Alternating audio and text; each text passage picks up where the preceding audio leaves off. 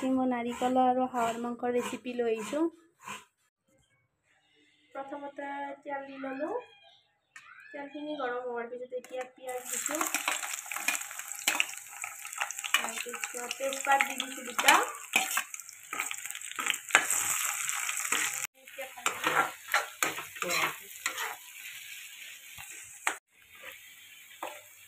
তাৰপিছত সোৱাদ অনুসাৰে নিমখ দি দিলোঁ।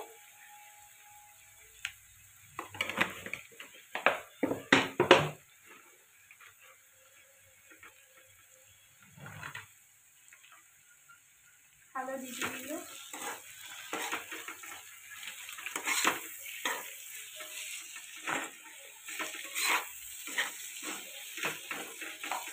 তাৰপিছত এয়া চাওক হাঁহৰ মাংসখিনি অকণমান সৰু সৰুকৈ কাটি লৈছোঁ।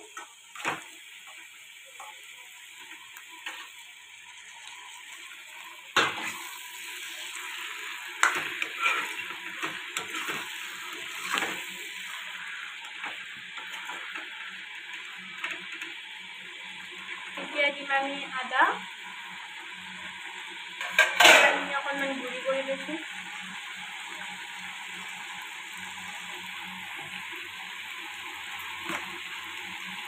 এইটো জ্বলাৰ গুড়ি, শুকান জলকীয়াৰ গুড়ি,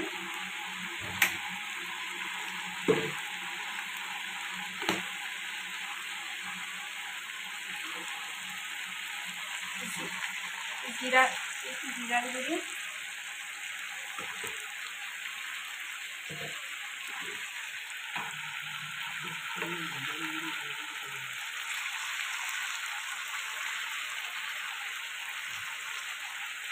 দুটা লং দি দিছোঁ, ইলাইচি, লং ইলাইচি। এতিয়া অকণমান ভাজি লৈছোঁ। ভাজি লৈ ঢাকনিখন মাৰি দিলোঁ আৰু গেছটো অলপমান কম পাৱাৰত দি থৈ দিলোঁ। বন্ধুসকল, আপোনালোকে পানী নিদিব, তেলতে ভাজি থাকিব। হাঁহৰ মাংসৰ এনেই বহুত তেলটো ওলাইছেই, আপোনালোকে তেলতে ভাজি থাকিব। এয়া চাওক, বহুত তেল ওলাইছে।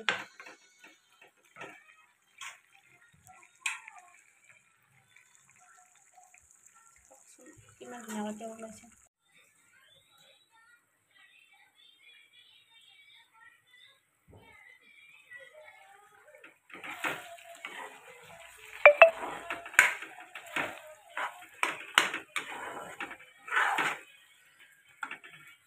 মই নাৰিকলখিনি দি লওঁ।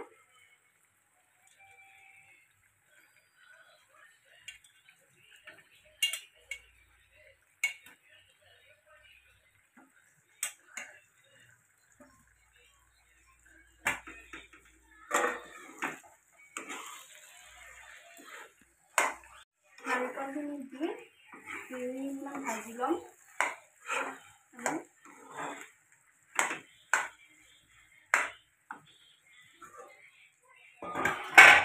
ভাজি লৈ এতিয়া লং ইলাচি আৰু গৰম মছলা দি দিলোঁ।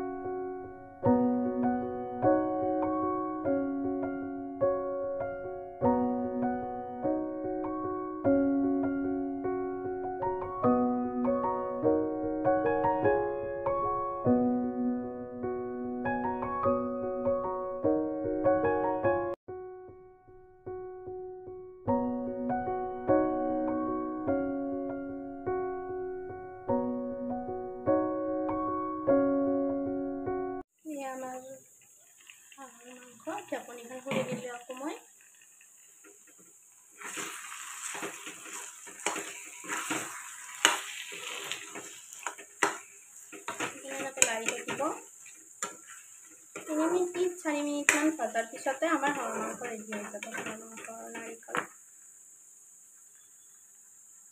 তাৰপিছত মই এচামুচ চেনি দি দিলোঁ।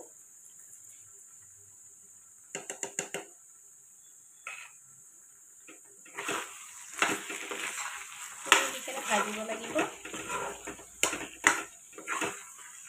আপুনি ইচ্ছা অনুসৰি যিমান চেনি দিয়ে, মই এচামুচ দি দিলোঁ।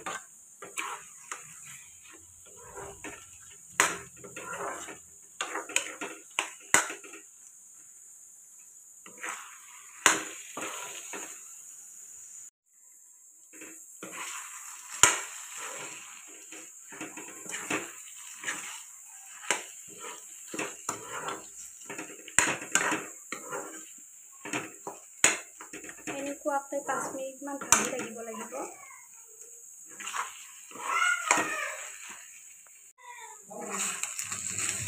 এতিয়া চাওক আমাৰ হাঁহৰ মাংস আৰু নাৰিকল ভাজি ৰেডি হৈছে। আপোনালোকৰ এনেকুৱাকৈ খাব পাৰে, বন্ধু বান্ধৱীসকল বহুত ধুনীয়া লাগিব। আপোনালোকে এই ভিডিঅ'টো চাই লাইক কৰিব, কমেণ্ট কৰিব আৰু ছাবস্ক্ৰাইব কৰিব নাপাহৰিব।